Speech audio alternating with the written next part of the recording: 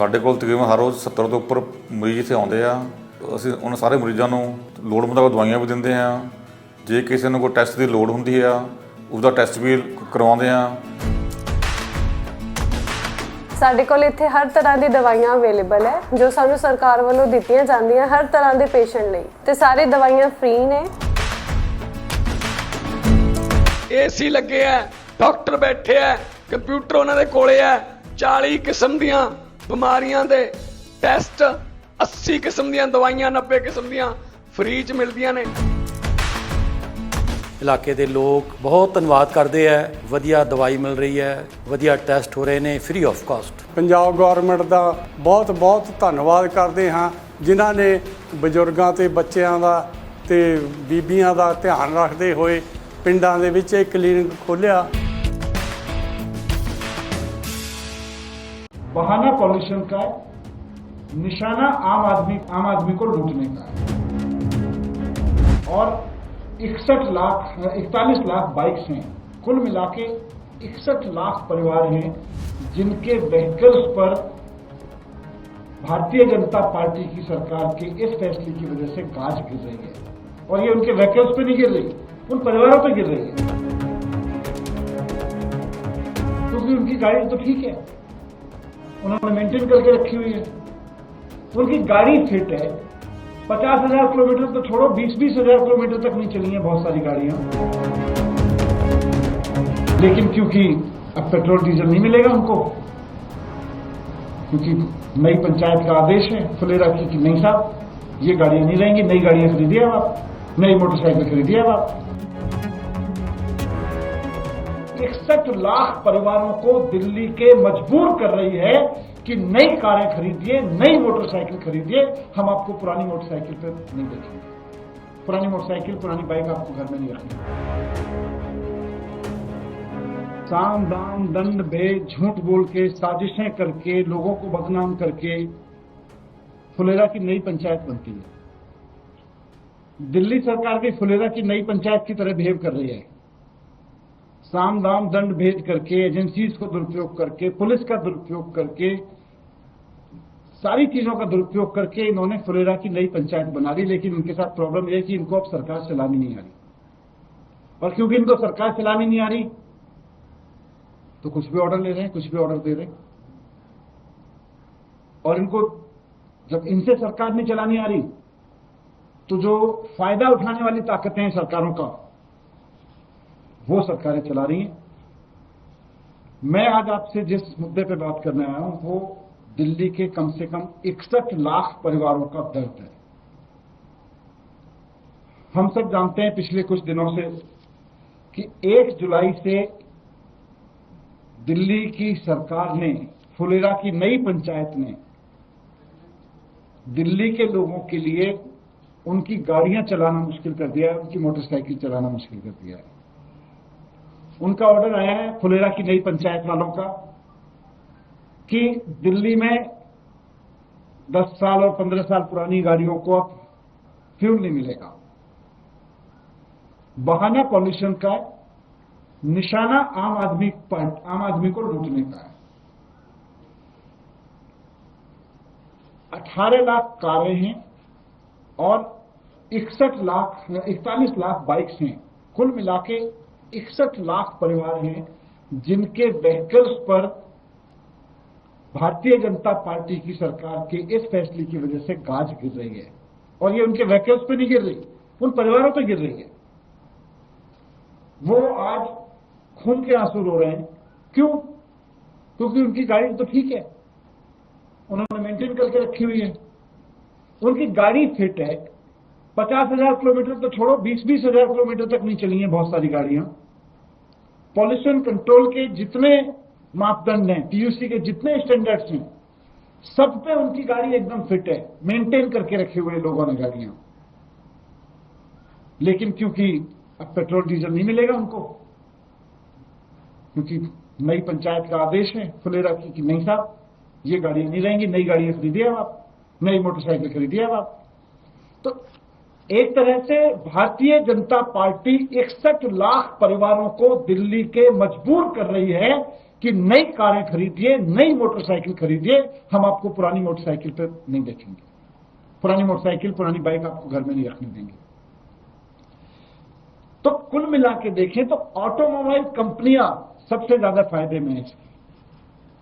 चांदी किसकी हो रही है? लोग दुखी हैं, चांदी हो रही है ऑटोमोबाइल कंपनियों की, मौज आ रही है, बड़े बड़े सपने दिख रहे हैं ऑटोमोबाइल कंपनियों को, क्योंकि जब आप मजबूर कर देंगे लोगों को तो 18 लाख परिवारों को नई कार खरीदनी पड़ेगी, 41 लाख परिवारों को नई मोटरसाइकिल खरीदनी पड़ेगी, क्योंकि काम तो चलाना है दिल्ली में, रहना तो है दिल्ली में।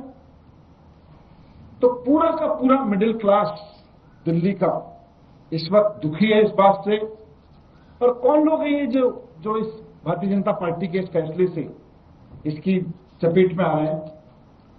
मैं जानता हूं हम में से, आप में से बहुत सारे लोग हैं सैलरीड क्लास, एक आम सैलरी पाने वाला इंसान 4-5 साल अपनी सैलरी में से बचत करता है, तब जाके एक मोटरसाइकिल या एक कार लोन पे लेता है।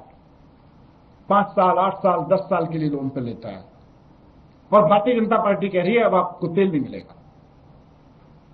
कोई आदमी दफ्तर, सैलरी वाला आदमी दफ्तर से घर जाता है, घर से दफ्तर आता है, अधिकतर बस में, मेट्रो में जाता आता है, लेकिन कभी कभी गाड़ी से भी आता जाता है। बच्चों को मार्केट ले जाने के लिए कार खरीद के रखता है, किसी पारिवारिक सामाजिक फंक्शन में जाने के लिए कार खरीद के रखता है। उसकी कार 10,000 किलोमीटर भी नहीं चली होगी, अभी लोन भी नहीं उतरा होगा उसकी गाड़ी का, लेकिन भारतीय जनता पार्टी कह रही है अब नई कार खरीदो, अगर कार रखनी है तो नई कार खरीदो। सीनियर सिटीजन हैं, आप सोच के देखिए कि सीनियर सिटीजन अपने पास गाड़ियां रखते हैं और वो बहुत कभी कभार चलती हैं, लेकिन अब सीनियर सिटीजन कहां से नई कार खरीदेंगे, क्योंकि सरकार तो कह रही है अब नई कार खरीदो। अगर सीनियर सिटीजन को अगर कार रखनी है तो नई कार खरीदो, हम आपको पुरानी कार पर नहीं रखने देंगे। तो सैलरीड क्लास जो बड़ी मुश्किल से बचत करा करा के अपने लोन लेता है, फिर किस्तें चुकाता है, उसको भारतीय जनता पार्टी कह रही है नई कार खरीदनी पड़ेगी आपको। सीनियर सिटीजन इस उम्र में रिटायरमेंट के बाद कहां से नई कार खरीदेंगे? मैं कल मंडावली गांव में एक फंक्शन में था, सोशल फंक्शन था वो, वहां पे बुजुर्गों के बीच यही चर्चा चल रही थी कि भाई हम तो दिन में, हफ्ते में 2-4 दिन गाड़ी बाहर निकालते हैं 15 किलोमीटर 10 किलोमीटर चलाने के लिए, हमारी कार तो अभी 10,000 किलोमीटर नहीं चली है, फिट गाड़ी है, कैसे बदल दें यार, कैसे नई कार ले ले, कहां से ले आऊं? मैं सीनियर सिटीजन हूं। वो बुजुर्ग आदमी मुझसे पूछ रहे थे, रिटायर हो गया, अब मैं किससे पैसे मांगू, मुझे लोन भी नहीं मिलेगा, मैं नई कार कहां से लाऊं? तो ये, और बहुत सारे वर्ग ऐसा है जो सेकंड हैंड गाड़ी खरीदता है। सैलरीड क्लास में छोटी दुकान वाला आदमी है, छोटी कमाई है उसकी, वो सोचता है थोड़े से पैसे बचा लेते हैं, थोड़ा सा कहीं कहीं से पैसे बचा लेते हैं, 5-6 साल पुरानी सेकंड हैंड कार खरीद लेंगे। किसी ने पैसे बचा बचा के 6 साल पुरानी, 4-5 साल पुरानी कार खरीदी। अब भारतीय जनता पार्टी की सरकार कह रही है भाई 5 साल पहले आपने कार खरीदी थी, अब बेच दो, दूसरी खरीदो, नहीं खरीदो, अब नहीं खरीद चलने देंगे इसको, अब दिल्ली में नहीं चलेगी। तो जो मिडिल क्लास, और देखिए सबसे बड़ी चीज क्या है, कार और बाइक ये कोई ऐसी चीज नहीं है कि किसी रेस्टोरेंट में जाके आप खाना खा रहे हो, आज इसमें खा लिया, कल को किसी और में खा लिया। शर्ट नहीं है, कपड़े नहीं है कि चलो ठीक है 6 महीने पहन के बदल लिए। कार आज भी हिंदुस्तान के आम आदमी के परिवार में जीवन का एक सपना है कि जीवन में एक कार खरीदनी है। जिस तरह आदमी घर बनाने का सपना देखता है कि मैं अपने पूरे जीवन में एक घर बना लूं, वैसे ही आज भी आम आदमी के मिडिल क्लास का, हिंदुस्तान के मिडिल क्लास के आम आदमी का सपना होता है कि जीवन में एक घर बना लें, एक गाड़ी खरीद लें, एक अपने बच्चों को पढ़ा लें, उनको आगे सेटल कर दें। यही सपने होते हैं। पूरी जिंदगी में एक कार खरीदने का सपना देखता है आदमी, और भारतीय जनता पार्टी कह रही है अब एक कार से नहीं चलेगा, आपको स्क्रैप करो, आपकी पुरानी कार हो गई, आप हटाओ, आपको नई कार खरीदनी पड़ेगी। तो मैं सोच रहा था, कई दिन से देख रहा था, सोशल मीडिया पे भी बहुत सारे रिएक्शंस आ रहे हैं, अखबारों में भी छप रहा है कि इससे फायदा किसको हो रहा है। सारा कंक्लूजन निकाल के देख लीजिए। सबसे पहले फायदा होता है ऑटोमोबाइल्स कंपनियों को, नंबर 1। 61 लाख गाड़ियां नई खरीदने के लिए बाध्य कर रही है भारतीय जनता पार्टी दिल्ली के लोगों को, ऑटोमोबाइल कंपनियों को फायदा पहुंचाने के लिए। नंबर 1। नंबर 2, अब ये पुरानी गाड़ियां हैं 61 लाख, तो इनको ठिकाने के लगाने के लिए स्क्रैप इंडस्ट्री आएगी, तो जो स्क्रैप इंडस्ट्री है उसको फायदा हो रहा है, हाई सिक्योरिटी नंबर प्लेट वाली कंपनियों को फायदा हो रहा है। और नंबर 4, ओला उबर, उनकी मौज है। और देखिए ये कोइंसिडेंस नहीं है, आप खुद जोड़ के देख सकते हैं कि 1 जुलाई से पॉल्यूशन रोकने के नाम पर पुरानी गाड़ियों को तेल देना बंद किया, फ्यूल देना बंद किया, और 1 जुलाई से ही भारत सरकार की ट्रांसपोर्ट मिनिस्ट्री ऑर्डर निकालती है कि ओला और उबेर को सर्ज प्राइस में 2 गुना वसूलने की इजाजत है। मतलब पीक आवर्स में पहले 1.5 गुना की लिमिट थी। मतलब यह है कि जिन लोगों की गाड़ियां रुकेंगी उनको ओला उबेर और ज्यादा लूट ले, पीक आवर्स में 2 गुना तक नॉर्मल प्राइस से ले सकती है। तो ओला उबेर जैसी कंपनियों की, एग्रीगेटर कंपनियों की ऐश है, स्क्रैप कंपनियों की ऐश है, नंबर प्लेट वालों की ऐश है, और सबसे ज्यादा ऑटोमोबाइल सेक्टर पे नई गाड़ियां बिकेंगी, नई गाड़ियों की ऐश है। भारतीय जनता पार्टी इस ऐश से कहीं ना कहीं कुछ फायदा उठाएगी, और रोएगा कौन, दुखी कौन होगा? दिल्ली का आम आदमी। तो मैं दिल्ली की इस सरकार से जो 5 महीने पुरानी है, रिक्वेस्ट करता हूं दिल्ली के लोगों की तरफ से कि आपकी सरकार बनाई है लोगों ने, आप उन्हें इस तरह से खून के आंसू मत रुलाइए। कभी प्राइवेट स्कूलों के साथ में गले में बाहें डाल के आप उनकी फीस बढ़वा देते हैं, कभी आप उनके ऑटोमोबाइल कंपनियों के गले में बाहें डाल के आप उनको नई कार खरीदने के लिए तुगलकी फरमान जारी करते हैं। इस ऑर्डर को वापस लिया जाए। मैं दिल्ली की जनता की तरफ से भारतीय जनता पार्टी से मांग करता हूं कि ये जो तेल ना देने वाला ऑर्डर है इसको वापस लिया जाए।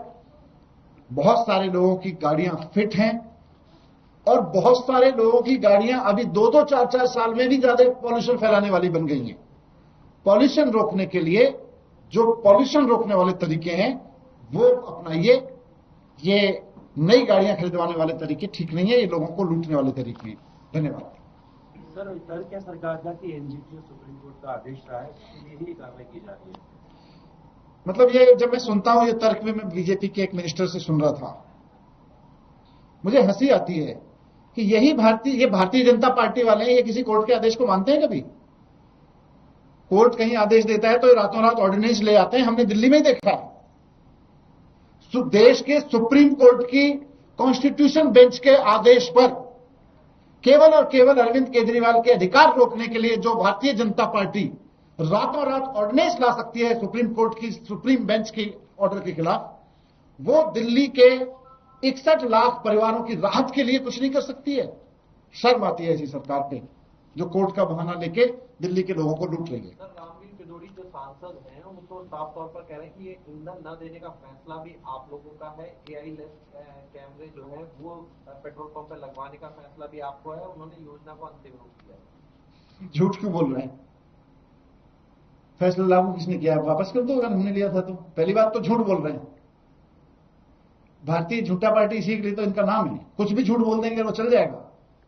दिल्ली में डबल मर्डर हुआ है, लाजपत नगर में एक महिला और उसकी बेटी। इनको भारतीय जनता पार्टी वालों को लॉ एंड ऑर्डर ठीक करना था, पुलिस ठीक करनी थी, पॉल्यूशन ठीक करना था। उसके लिए धूल इतनी उड़ती है दिल्ली में, उसको रोकना था।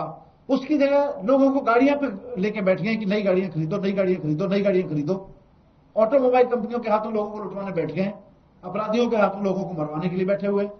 जी, मनजिंदर सिंह सिरसा कैबिनेट मंत्री हैं, उन्होंने मुख्य चुनाव आयोग को पत्र लिखा है और कहा कि आम आदमी पार्टी बांग्लादेशी और रोहिंग्या का समर्थन करती है, उनका सपोर्ट करती है। सिरसा साहब को कहा कि वो मंत्री बन गए, दिल्ली की जनता के लिए कुछ काम कर लें।